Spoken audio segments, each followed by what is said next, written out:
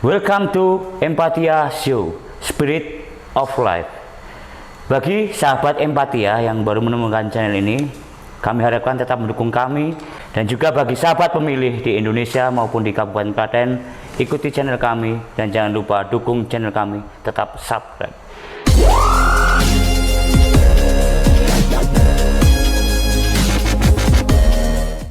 Selamat malam, kita berjumpa lagi.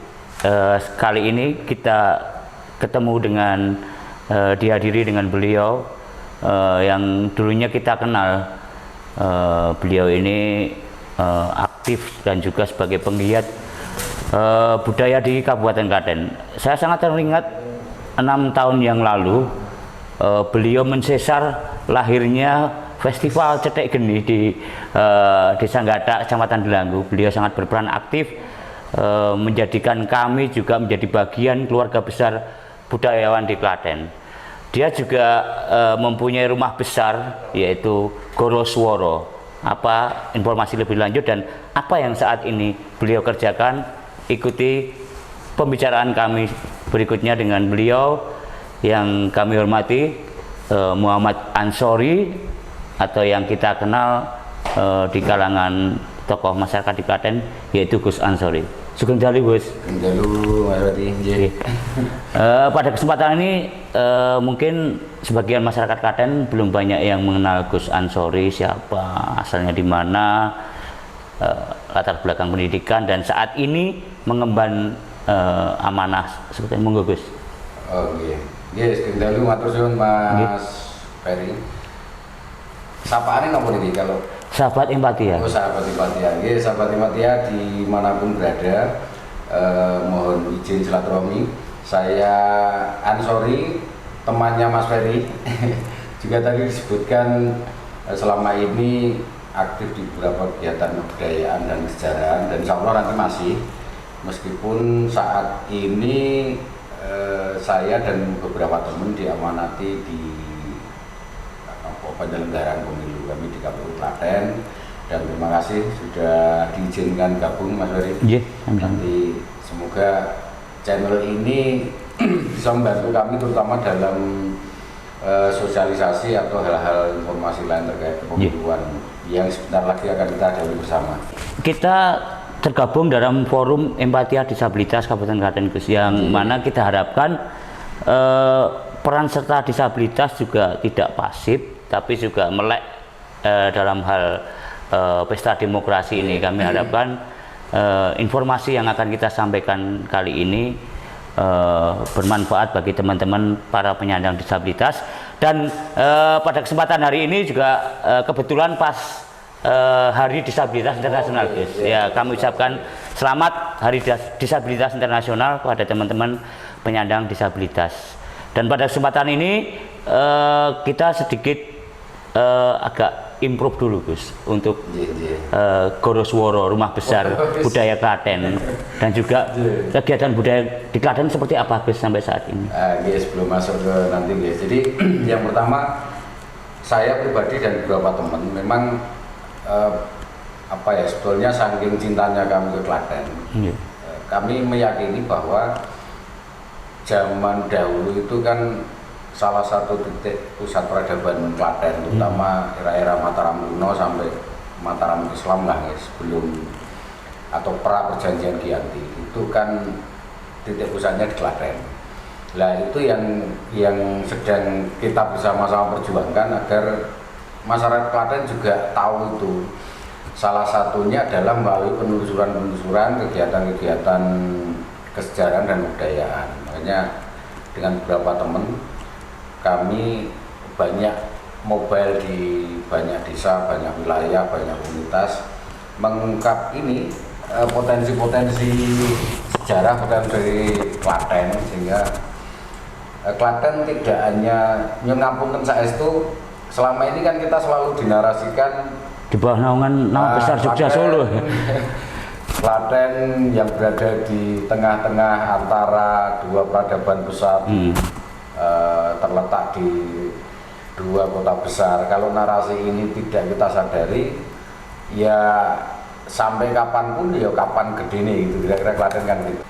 kami meyakini dulu titik peradaban atau kalau dalam bahasa gampang pusat kerajaan Mataram kuno itu di Klaten. Kenapa sekarang kita jadi samar-samar gitu Dan kan? gini Gus, saya juga ngikuti kiprah jenengan, follow jenengan itu dalam pembangunan jalan tol pun jenengan itu juga melindungi ya situs-situs ataupun peninggalan bersejarah, mengadvokasi hal tersebut agar tidak tergerus dengan pembangunan. Iya, beres. Jadi pada dasarnya kita mendukung jalan tol karena itu mungkin salah satu proyek Strategis nasional. Yang kedua kan berharap sesuai dengan apa yang diharapkan pemerintah Kabupaten Klaten, nanti pembangunan Klaten dengan adanya jalan tol nanti semakin cepat. Cuman yang perlu kita sama-sama sadari, mungkin kita sendiri masyarakat atau mungkin juga pemerintah juga mungkin pelaksana proyek jalan tol sendiri kan secara apa ya, titik per titik mungkin belum tahu mungkin ya sekali lagi bahwa sekali tadi berawal dari kita punya peradaban besar, bukan tidak mungkin sepanjang jalan tol itu nanti kita akan ketemu situs-situs yang selama ini mungkin belum terkenal. Tapi nyatanya ditemukan juga, Gus? Nyatanya banyak ditemukan. Nyatanya banyak ditemukan. Ya salah satunya di sekitar sini lah, di sekitar Belaceran, sekitar Karanganom gitu kan. Sehingga dulu memang sempat ada diskusi selain penyelamatan situs, kita dulu juga dengan pihak pengembang sempat diskusi juga terkait dengan penyelamatan ini. Kalau perlu, kalau harus belok ya belok, istilahnya kan gitu, demi menyelamatkan. Mungkin yang kita selamatkan bentuknya sekedar batu, tapi kan dari batu ini kan kita akan banyak berbicara tentang Klaten. Nah, isi batu inilah yang kita selamatkan, bukan bentuk batunya, tapi dari batu ini kita belajar Klaten itu siapa, terus kemudian era dulu seperti apa, dan kita juga bekerjasama dengan dinas terkait, misalnya wisata, Purbakala, kebudayaan. Ya apa tuh Gus? Basic jenengan apa tuh Gus? Sampai tertarik hal-hal sejarah dan prasejarah. Jadi kalau basic keilmuan, saya dulu memang di pendidikan, Mas. Jadi orang nyambung. Di pendidikan. Bukan arkeolog gitu ya. Terus kemudian di Yosinau lah, di salah satu jurusan filsafat di Universitas di Solo itu kan. Tapi dari situ terus kemudian karena di kanan kiri saya, terutama komunitas saya, ada yang pecinta sejarah, terus kemudian ada yang teman-teman berbasic budaya, teman-teman YouTuber juga itu kan. Itu kok lama-kelamaan ya nyaman saja, senang saja dengan diskusi mereka, dengan visi misi mereka, meskipun banyak komunitas-komunitas ini dalam tanda kutip mereka ini kemauan sendiri, jadi bukan karena bentukan sebuah atau dari pemerintah atau dari apa. Justru itu yang menarik saya, bahwa masyarakat Klaten itu sebetulnya punya kesadaran sekaligus kecintaan terhadap Klaten dengan cara mereka. Belumnya tunjuk dulu ke sini sponsor dari Pemdes Belaceran ini. Terus yang menarik gini Gus, metamorfose ataupun sekarang ini perubahan besar pada Gus Ansori sebagai aktivis budaya dan pemerhati sejarah, kok tiba-tiba sudah pernah terus ngerti-ngerti jatuh hati menjadi salah satu komisioner di KPUD Klaten. Dasarnya apa, motivasinya seperti apa Gus? Jatuh hati ke penyelenggara pemilu ini? Saya disclaimer Mas, jadi kalau saya dikatakan budayawan bukan sih.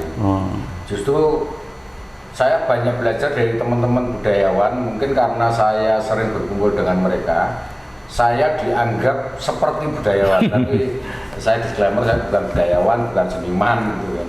Cuman memang saya senang saja sekaligus menikmati aktivitas teman-teman kebudayaan yang sangat cair di budaya, di komunitas seni.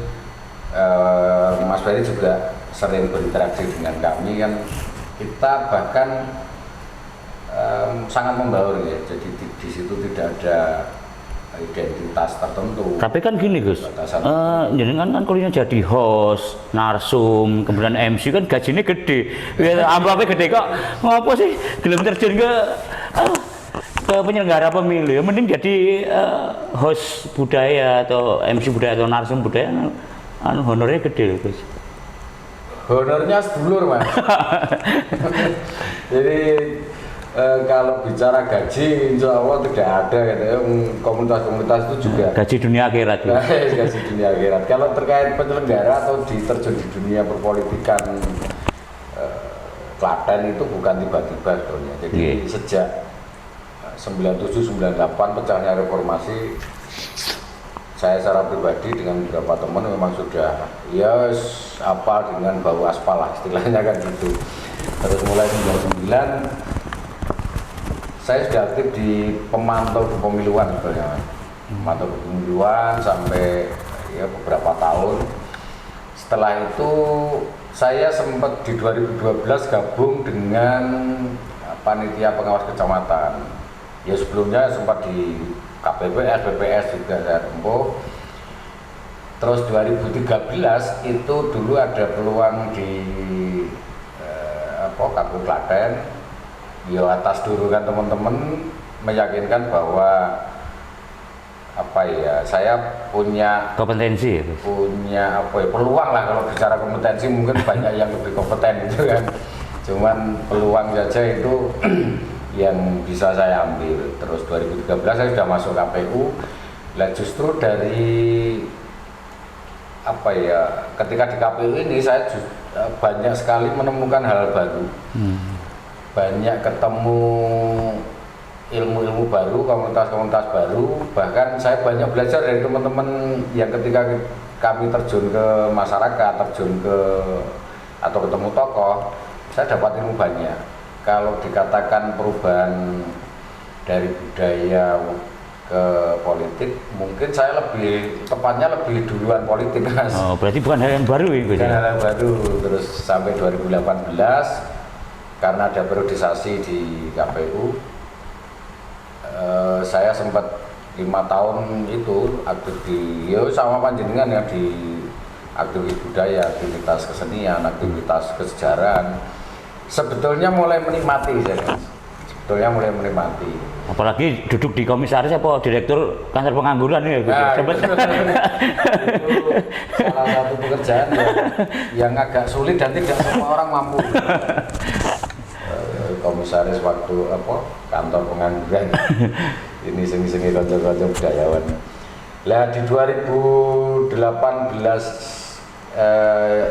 2023 ini banyak sih, saya katakan banyak teman yang mendorong saya agar masuk ke KPU lagi lah istilahnya gitu. Padahal di awal-awal saya sempat sempat berat hati ketika saya harus terjun ke dunia politik lagi karena terlanjur menikmati ini. Ya serawung ya Gus. Terus ngopi bareng, terus makan bahkan hidup seadanya dengan teman-teman komunitas. Tidak ada batasan sekat apapun ya Gus. Sempat ada kekhawatiran dan semoga tidak terjadi. Dengan adanya amanat baru di KPU itu tidak mengurangi rasa hormat dan respek. Ya, respek saya ke teman-teman, aktivitas saya ke teman-teman. Ya salah satunya kalau ada panggilan jiwa, ada aktivitas teman-teman, ya saya sebagai ansori itu kan, sebagai ansori karena masing-masing kita kan mempunyai banyak sisi ya. Satu mungkin saya di politik, dalam hal ini di penyelenggara. Terus di sisi lain saya terlanjur sudah membaur lah istilahnya, bacot bateh sama teman-teman komunitas, bacot bateh sama teman-teman YouTuber Klaten, terus komunitas UMKM, komunitas kesenian budayaan. Ya berharap tadi justru nanti semoga ketika saya kembali ke KPU, saya bismillah ada niat memperbesar atau mengajak peran serta teman-teman komunitas ini untuk lebih aktif dalam terutama di pendidikan politik, karena saat ini pendidikan politik di Indonesia di Klaten masih harus terus dikejarkan gitu. Jadi sosialisasi tidak sekedar besok tanggal 14 Februari kita akan pemilu, besok tanggal sekian ada penerimaan KPPS, tidak sekedar itu. Apalagi ada transformasi komposisi pemilih saat ini ya Gus, dari 60% generasi milenial dan Z dan 40% generasi old nih. Jadi besarnya pemilih dari kalangan Gen Z atau milenial itu tentu ini menjadi tantangan tersendiri sekaligus menjadi peluang baik. Tantangan karena generasi muda itu yang kemarin-kemarin itu selain pemilih pemula pemula mungkin masih ingin merasakan sensasinya memilih di TPS dan seterusnya. Tapi kalau sudah masuk ke usia-usia milenial itu kadang-kadang itu justru ingin menunjukkan jati diri itu dengan berbagai cara, dan salah satu ciri khas cah nom itu biasanya kan yang penting beda. Nah, yang penting beda ini bisa jadi mereka cara menanggapi pemilu itu dengan cara mereka, tapi bisa jadi mereka pengen iki loh aku itu kadang-kadang malah justru apa yang sering kita sebut dengan golput. Nah gini Gus, ada salah satu saya juga pembicaraan dengan anak-anak Gen Z itu kan tidak memilih itu juga bagian dari pilihan gitu loh Gus. Seperti apa Gus kalau respon dari KPU menanggapi hal tersebut? Ya terima kasih, ini sebetulnya pertanyaan yang saya tunggu-tunggu. Bukan hanya Gen Z gitu kan, kalau Gen Z atau generasi sekarang bahasanya kayak sama jenengan, tidak memilih kan juga pilihan gitu. Dalam bahasa lain masyarakat sering mengatakan atau menuangkan dalam kalimat olah pemilu nek ora ubah ora mama. Nah, ya yang begawe ora madang gitu. Jadi gini, kita di Indonesia kan sudah bersepakat bahwa arus pergantian kepemimpinan itu melalui demokrasi yang terus kemudian tersistem dalam pemilu. Jadi mau berapapun yang golput, mau berapapun yang apatis, toh kita nanti sama-sama menghadapi dan menerima hasil pemilu. Saya contohkan gini, kalau ada 100 orang itu yang 30 memilih datang ke TPS lah. Sementara yang 70 itu tidak mau tahu. Itu kan berarti mau tidak mau yang 70 ini kan kemudian hanya dalam tanda kutip menonton ya. Menonton pasif ya Gus, pasif gitu kan. Dan ketentuan penentuan masa depan bangsa, pimpinan bangsa ya hanya di 30 orang ini.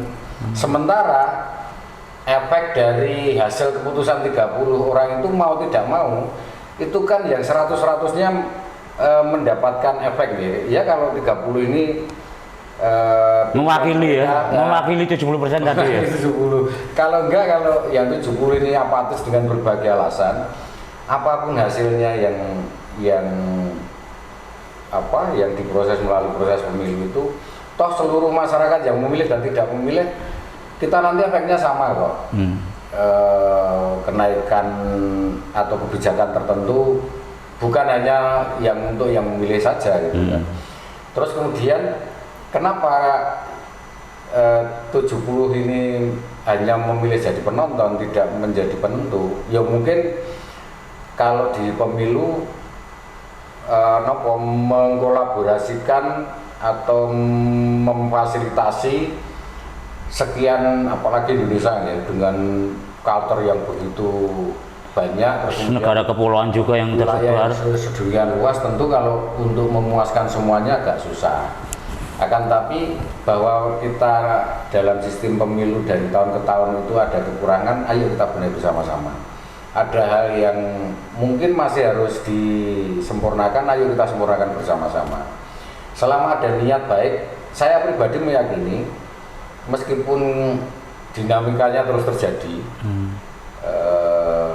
pada saat tertentu kita nanti akan bersama-sama ketemu dengan saat yang tepat, waktu yang tepat, pada era yang tepat, dan syukur-syukur nanti kita juga akan bertemu dengan pimpinan yang memang tepat untuk masyarakat Indonesia gitu kan.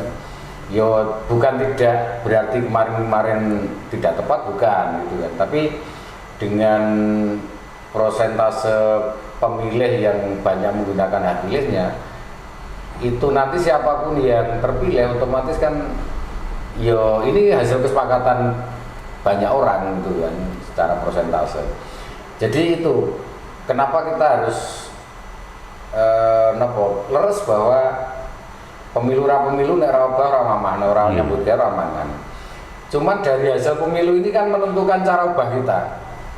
Contoh misalnya petani itu harga pupuk berapa itu kan itu hasil kebijakan pimpinan dari hasil pemilu. Teman-teman di Wabel ada perhatian khusus atau tidak itu kan sangat tergantung kebijakan pimpinan wakil rakyat yang saat ini duduk, dan itu hasil pemilu. Ketika teman-teman apatis atau tidak menggunakan hak suaranya, yo bener kita tetap harus ubah, tapi kan ubahnya ketika kita dapat pimpinan yang tepat, lebih terarah ya Gus. Nah paling tidak kita banyak keberpihakan lah gitu kan, kurang lebih gitu Mas Ferry.